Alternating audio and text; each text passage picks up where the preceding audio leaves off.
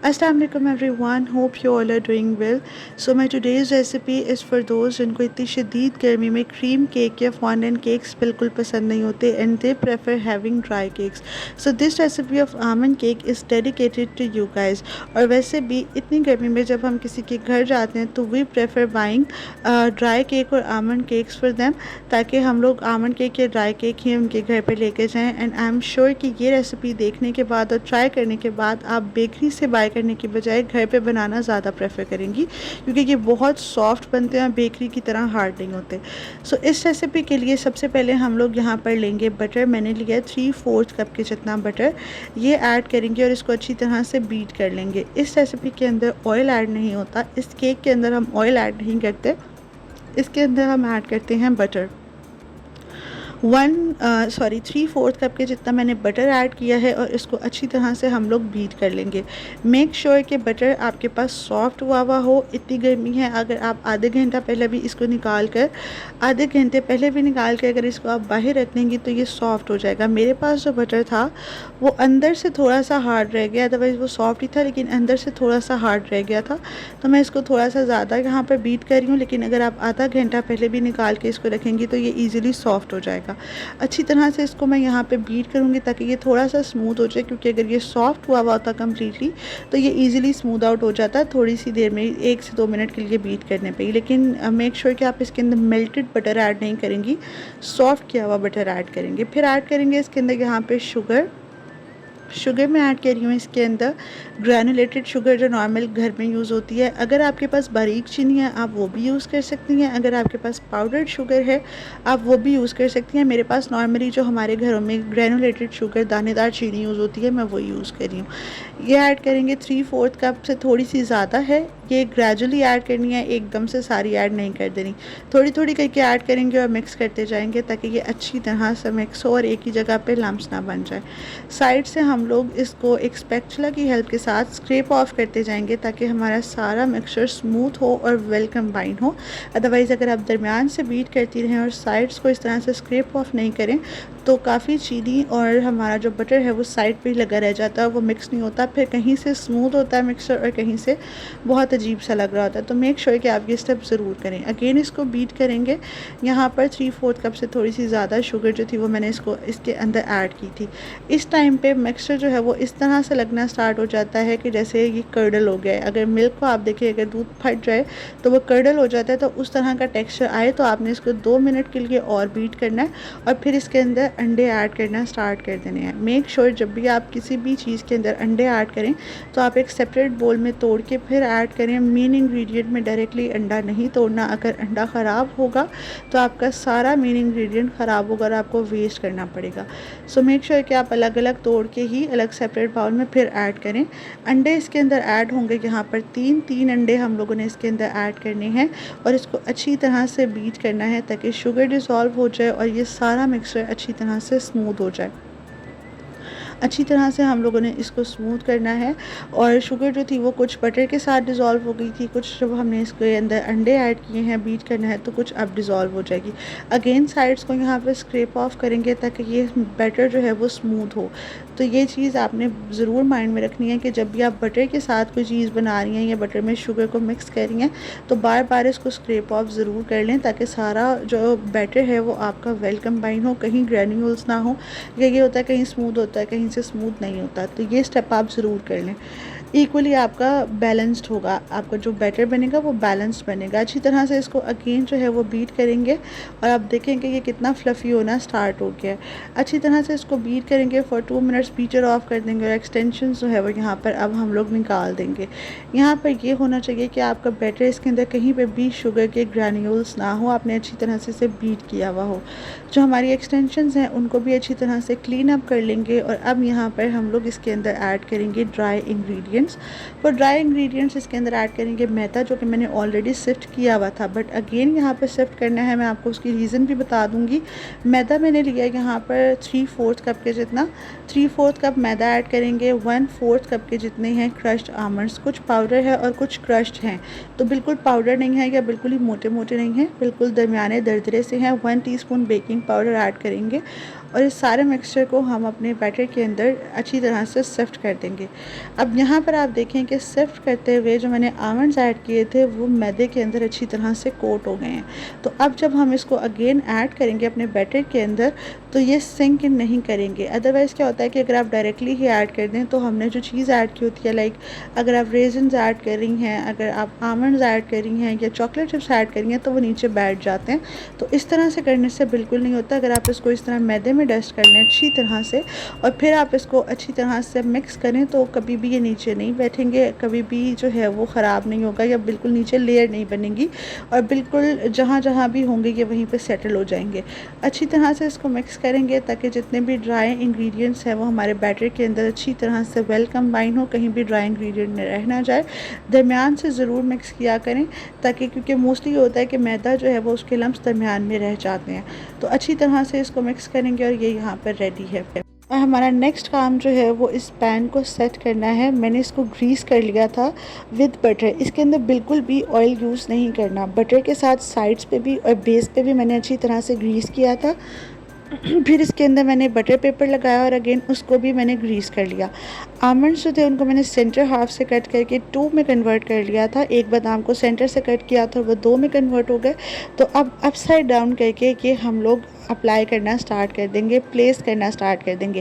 पहले एक दूसरे के आमने सामने लगाएं ताकि आपको एक सिमेट्री का अंदाज़ा हो जाएगा और फिर हम लोग इस तरह से करते हुए इस पूरे पैन के अंदर जो है वो आमंड्स की लेयर जो है वो लगा देंगे कुछ इस तरह से। बाकी डिज़ाइंस आप जिस तरह से भी बनाना चाहती हैं आप बना सकती हैं। फिर उसके बाद बिल्कुल पाउडर्ड आमंड जो हैं वो हमने इसके अंदर ऐड करने हैं। बहुत ज़्यादा क्रश नहीं रखने क्योंकि क्रश जो होते हैं वो थोड़े से मोटे होते हैं, ये बिल्कुल बारीक बारीक से हैं। ये इसके अंदर ऐड करेंगे, किसी भी आप उसके अंदर ऐड करके इसको कूट सकती हैं। ये हम लोगों ने बेस पे भी ऐड करने हैं और जो साइड्स पे हमने ग्रीस किया था वो भी इसीलिए ग्रीस किया था कि ये आमंड्स हमने उसके ऊपर डस्ट करने हैं। तो ये थोड़ा सा ट्रिकी ज़रूर होता है, थोड़ा सा मुश्किल ज़रूर लगता है, लेकिन ये भी आपने करना है। इससे इसका जो साइड का क्रस्ट बनता है वो बहुत ज़बरदस्त बनता है। आप इस तरह से हाथों की हेल्प से कर लें या इसको डस्ट करते हुए कर लें, जैसे भी आपको सूटेबल हो। तो आपने जो पाउडर्ड आमंड्स हैं वो आपने इस तरह से साइड पर भी डस्ट करने हैं और बिल्कुल बेस के ऊपर भी सारे डस्ट करने हैं। बेस पे बिल्कुल कवर होनी चाहिए और जो हमारे पैन की साइड्स हैं वो भी बिल्कुल कवर होनी चाहिए। तो इस तरह से करते हुए इसके ऊपर हम सारे जो पाउडर्ड आमंड्स हैं वो डस्ट कर लेंगे और फिर इसके अंदर हम ऐड करना स्टार्ट कर देंगे हमारा केक का बैटर। तो केक का जो पैन है वो यहाँ पर रेडी है। इसको मैंने दूसरी तरह भी मैं इसको कर सकती थी, थोड़ा सा वो डस्ट करके उसको हिलाकर, लेकिन उससे ये होता कि मेरे जितने भी आमंड्स थे वो गिरना स्टार्ट हो जाते। और अगर मैं पहले ही डस्ट कर देती पाउडर आमंड्स तो ये होता कि जो मेरे नीचे वाले मैंने बेस पे आमंड्स दिए हैं उनको लगाने में बहुत मुश्किल होती। तो दैट्स वाई ये थोड़ा सा एक ट्रिकी पार्ट होता है, तो लेकिन फिर भी आपको हैंडल करना पड़ता है। ये करने के बाद इसके अंदर हम ऐड कर देंगे अपना बैटर केक का। अच्छा, जो नॉर्मल केक्स होते हैं वो थोड़ा सा उनका बैटर थोड़ा सा लिक्विडी होता है, इतना फ्लफ़ी नहीं होता क्योंकि उसके अंदर हमने ऑयल वगैरह ऐड किया हुआ होता है और अंडे ही होते हैं, तो वो इतना फ्लफ़ी नहीं होता। लेकिन ये जो बैटर है ये बहुत ज़्यादा फ्लफ़ी है क्योंकि हमने इसके अंदर बटर ऐड किया और बटर को भी हमने थोड़ा सा फ्लफ़ी ही रखा था, लिक्विड में कन्वर्ट नहीं किया था। सो दैट्स वाई आपने घबराना नहीं है कि एक जगह पर हम जब ऐड करें या बैटर तो वो एक ही जगह पर गिरा है, साइड्स पर नहीं जा रहा, तो कोई मसला नहीं है। हम उसको स्पैचुला की हेल्प के साथ ही अच्छी तरह से स्प्रेड कर लेंगे, इवनली उसको हम स्प्रेड कर देंगे ताकि वो हर कॉर्नर में चला जाए। तो आपने घबराना नहीं है कि अब हम इसको किस तरह से सेट करें और आपने घबरा कर पैन को बिल्कुल शेक नहीं करना फ़िलहाल, जब तक हम इसको इवनली स्प्रेड ना कर दें। अगर आप पैन को शेक करेंगी तो जो आमंड्स है उनकी लेयर ख़राब होना स्टार्ट हो जाएगी। इस तरह से करके हम स्पैचुला की हेल्प के साथ ही जो हमारा बैटर है उसको हम इवनली स्प्रेड आउट कर देंगे ताकि ये इवन हो जाए। अगर आप पैन को ही हिलाना स्टार्ट कर देंगी तो नीचे से जो आमंड्स हैं वो भी हिलना स्टार्ट हो जाएंगे और सारा जो आपने एक सिमेट्री बनाई है, एक बहुत ही खूबसूरत सा डिज़ाइन क्रिएट किया है, वो भी ख़राब हो जाएगा। तो इस तरह से आपने इवनली बहुत हल्के हाथ के साथ इसको स्प्रेड कर देना है। स्प्रेड करने के बाद फिर जो है वो हम लोग इसको बेक कर लेंगे। तो यहाँ पर ये हमारा मोल्ड में जो है वो हमने बैटर भी ऐड कर दिया एंड इट्स ऑलमोस्ट डन। हल्का सा इसको टैप करेंगे, बहुत ज़्यादा टैप नहीं करना, हल्का सा 1-2 दफ़ा इसको टैप करेंगे और फिर इसको बेक कर लेंगे on 180 degrees temperature for 30 minutes. 30 minutes में ये ईज़िली बेक हो जाएगा। सेकेंडली, मेक श्योर कि आप ये केक बोर्ड जो है वो लाजमी रखेंगे। आपको इस तरह की चीज़ नीचे रखने कि डायरेक्ट हीट ना पड़े आमंड्स को, अदरवाइज़ आमंड्स जो हैं वो बहुत जल्दी बर्न हो जाएंगे। और मेक श्योर कि आप जब भी वो केक बनाएं तो नीचे बटर पेपर ज़रूर लगाएं। And this is the condition after almost 20 minutes. 10 minute रह गए हैं केक बेक होने के अंदर और 10 मिनट में केक जो है वो हमारा बेक हो जाएगा। But this is condition after 20 minutes. बहुत अच्छी खुशबू है और बहुत अच्छा केक जो है वो बेक हो रहा है। एंड हेयर आफ्टर 30 मिनट्स हमारा केक रेडी है। इसको ठंडा कर लेंगे। ठंडा करने के बाद एक नाइफ़ की हेल्प के साथ जो केक के एजेस हैं इनको रिलीज़ कर लेंगे। वैसे तो ये इतने ज़्यादा नहीं होते but it's better to be on the safe side. That's why मैं इसको जो है वो एक दफ़ा नाइफ़ के साथ कर रही हूँ कि अगर कहीं से लगा हुआ भी हो तो वो निकल आए। केक बोर्ड रखेंगे और इसको केक को जो है वो हम टर्न कर लेंगे और ऊपर से हल्का सा टैप करेंगे ताकि ऊपर से भी रिलीज़ हो जाए। क्योंकि हमने बटर पेपर नहीं लगाया था तो इसलिए इतनी मुश्किल नहीं होगी। और ये फ़ायदा है बटर पेपर लगाने का कि फ़र्स्ट ऑफ़ ऑल आपका केक जो है वो ईज़िली बाहर आ जाता है। और सेकेंडली जो हमने आमंड्स वगैरह लगाए थे, अगर बटर पेपर के बगैर मैं पैन का जो बेस है उसी को ग्रीस करके लगा देती तो आमंड्स जो थे उनका चिपकने का डर होता कि वो चिपक जाते और जब हम उसको बाहर निकालते तो वो नहीं निकलते। और ये देखें कि इसके साइड्स, इसका टॉप कितना खूबसूरत लग रहा है। बिल्कुल बेकरी स्टाइल में जो केक है वो रेडी हुआ है। अब इसके ऊपर लगाने के लिए हमें यहाँ पर चाहिए जेल, तो उसके लिए लेनी है आपने जैम। अब जैम आप कौन सी यूज़ कर सकती हैं? आप इसके अंदर पाइनएप्पल जैम भी यूज़ कर सकती हैं, आप इसके अंदर मैंगो जैम यूज़ कर सकती हैं और आप इसके अंदर लाइट कलर वाली मिक्स फ्रूट जैम भी यूज़ कर सकती हैं। इस तरह की जैम आपने यूज़ करनी है जिनका कलर लाइट हो। तो ये बहुत ज़्यादा डार्क नहीं है, कैमरा में ये थोड़ा सा डार्क आ रहा था बिकॉज ऑफ लाइटनिंग इशू। तो ये इस तरह की आपने लाइट कलर की जैम्स ऐड करनी है और ये ऐड करनी है 2 टेबलस्पून भर के। जो रेगुलर खाने वाला चम्मच होता है हमारे घर में वही हम 2 टेबलस्पून भर के जैम ऐड करेंगे और 1 घूंट पानी का। इससे ज़्यादा पानी आपने ऐड नहीं करना, बिल्कुल थोड़ा सा पानी आपने ऐड करना है, बहुत ज़्यादा लिक्विडी नहीं रखना। और लो मीडियम फ्लेम पे हम इसे कुक करना स्टार्ट कर देंगे। इतना इसे कुक करेंगे कि एक तो ये जैम अच्छी तरह से पानी के साथ डिज़ोल्व हो जाए और सेकेंडली ये एक नॉर्मल सी कंसिस्टेंसी में आ जाए कि ना बहुत रनी हो और ना बहुत ज़्यादा थिक हो। क्योंकि जैम ऑलरेडी थिक थी, अगर हम चाहते तो हम वो भी कोट कर सकते थे लेकिन उसको लगाने में बहुत मुश्किल होती। तो हमने इसको बहुत रनी भी नहीं रखना और बहुत ज़्यादा जो है वो थिक भी नहीं रखना। केक बिल्कुल ठंडा होना चाहिए इसको अप्लाई करने के लिए और इसको बनाने के बाद भी हम इसको भी थोड़ा सा ठंडा करेंगे ताकि ये भी थोड़ी सी ठंडी हो जाए। इसलिए आपने इसको बहुत ज़्यादा पकाते हुए ही थिक नहीं करना। अदरवाइज़ अगर आप इसको पकाते हुए ही थिक कर लेंगी तो ठंडी होने के बाद ये और ज़्यादा थिक हो जाएगी और आपको केक पे अप्लाई करने में बहुत मुश्किल होगी। सो दैट्स वाई आपने इसकी नॉर्मल सी बैलेंस कंसिस्टेंसी रखनी है कि जब ये भी ठंडी हो तो बिल्कुल नॉर्मल सी एक फॉर्म में आए और बिल्कुल भी रनी ना रहे या बहुत ज़्यादा थिक ना हो जाए। 1 से 2 मिनट इसको मैं और यहाँ पे कुक करूँगी और ये यहाँ पे ऑलमोस्ट जो है वो रेडी हो जाएगी। अभी ये यहाँ पर थोड़ी सी रनी है और आप देखें कि जितनी भी जैम थी वो अच्छी तरह से इसके अंदर डिज़ोल्व हो चुकी है। ये देखें अब ये थोड़ी सी है, 1 से 2 मिनट इसको पकाना है तो ये बिल्कुल जो है वो रेडी हो जाएगी। और मेक श्योर कि आप इसको भी ठंडा करके अप्लाई करें, केक को भी ठंडा करके अप्लाई करें क्योंकि अगर आप ऐसे ही अप्लाई करेंगी तो ये जो है वो उसके अंदर सोक करना स्टार्ट कर देगा केक इसको। और अगर आप गर्म केक के ऊपर लगाएंगी तो फिर जो है ये बहुत ज़्यादा और मेल्ट होना स्टार्ट हो जाएगी तो काम ख़राब हो जाएगा। ये कंसिस्टेंसी रखनी है और इसको अब मैं उतार लूँगी और इसको अच्छी तरह से ठंडा कर लूँगी। एंड मीनवाइल केक जो है वो हमारा यहाँ पर ठंडा हो चुका है। जो जेल थी वो भी ठंडी हो गई और ये इसकी कंसिस्टेंसी है।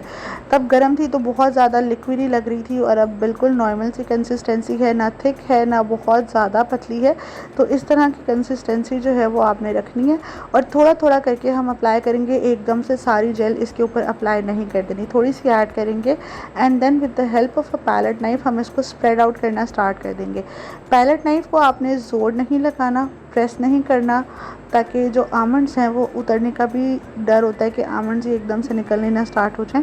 तो आपने बिल्कुल हल्के हाथ से, जैसे एक आप गीले टिश्यू के ऊपर हाथ लगा रहे हैं, बिल्कुल उस तरह से आपने इसको स्प्रेड करना है कि ये इवनली जो है वो स्प्रेड भी हो जाए और जो है वो हमारा आमंड्स जो हैं वो भी नहीं उतरे इसके ऊपर से। तो इस तरह आराम आराम से इसको स्प्रेड करते जाएंगे। हमारा ये मकसद होता है लगाने का ये कि आमंड्स जो हैं वो अच्छी तरह से सील हो जाएँ। तो ये करेंगे। इसके ऊपर जो एक शाइनी सी ग्लेज़ आती है वो भी बहुत खूबसूरत लगती है। तो अच्छी तरह से जो जितने भी आमंड्स हैं बहुत आराम से बहुत हल्के हाथ के साथ हम उनको कोट करते जाएंगे इन दिस जेल और इन दिस ग्लेज़, आप कुछ भी कह सकती हैं बिकॉज़ ये ग्लेज़ का काम भी करती है। तो यहाँ पर हमारा जो केक है इट्स ऑलमोस्ट रेडी। जहाँ पर रह जाए आप उसको लगा लें। एंड इन दी एंड अपना केक बोर्ड हमेशा या केक बेस जो है उसको लाजमी साफ़ कर लिया करें with the help of tissue, कि मेसी ना लगे और बहुत ही नीट से लुक आए। और ये देखिए कि ये अच्छी तरह से मैंने इसको वाइप ऑफ कर लिया। एंड मेक श्योर आप क्रीम केक्स बना रही हैं घर पे, आप अगर बिगिनर हैं क्रीम केक बना रही हैं, फॉन्डेंट केक बना रही हैं, तो ये स्टेप ज़रूर कर लिया करें। यहाँ पर इसको मैं ट्रांसफ़र कर लूँगी अब एक केक की प्लेट में, केक प्लेट में ट्रांसफ़र कर लूँगी, क्योंकि केक जो है वो हमारा इट्स कम्प्लीटली रेडी। और ये आप इसकी लुक देख सकती हैं कि इसकी साइड्स जो हैं वो भी रेडी हैं और जो टॉप है वो कितना खूबसूरत बिल्कुल बेकरी की तरह लग रहा है। यहाँ पे मैं आपको कट करके दिखा देती हूँ कि ये कितना सॉफ्ट बना है, क्योंकि कितनी भी फेमस बेकरी हो उसका ड्राई केक हार्ड होता ही होता है। तो यहाँ पर आप देखें चाहे वो फ्रेश भी हो, आप उनसे जितना कहें कि हमें फ़्रेश ही चाहिए, जितना भी फ्रेश हो लेकिन वो हार्ड ज़रूर होता है। तो आप ये देखें कि ये कितना सॉफ्ट है, ईज़िली कट हो गया। मैं आपको भी एक फोर्क की हेल्प के साथ भी इसको दिखाती हूँ कि कितना सॉफ्ट है, कितना बिल्कुल आपको खाते हुए ऐसा फ़ील आता है कि बिल्कुल ये ऐसे बटर की फॉर्म में है, इतना ये सॉफ्ट होता है। बिल्कुल भी जैसे हम रेगुलर क्रीम केक्स खाते हैं वो बहुत सॉफ्ट उनका स्पॉन्ज होता है, तो ये भी बिल्कुल उसी तरह से अगर आप घर पे बनाएं तो बहुत सॉफ्ट बनता है। एंड आई एम श्योर कि आप एक दफ़ा बनाने के बाद इसको दोबारा बेकरी से परचेज़ करना बिल्कुल भी ट्राई नहीं करेंगी। तो ये देखें कितना इजीली जो है वो इसका स्पंज बन रहा है। तो ये थी रेसिपी आज की आमंड केक की फॉर दोस्त जिनको ड्राई केक्स पसंद होते हैं ज़्यादा गर्मी में। आई होप आपको बहुत पसंद आई होगी। अगर आपको अच्छी लगी हो तो do share your feedback in the comment section below. Thank you so much, take care and अल्लाह हाफिज़।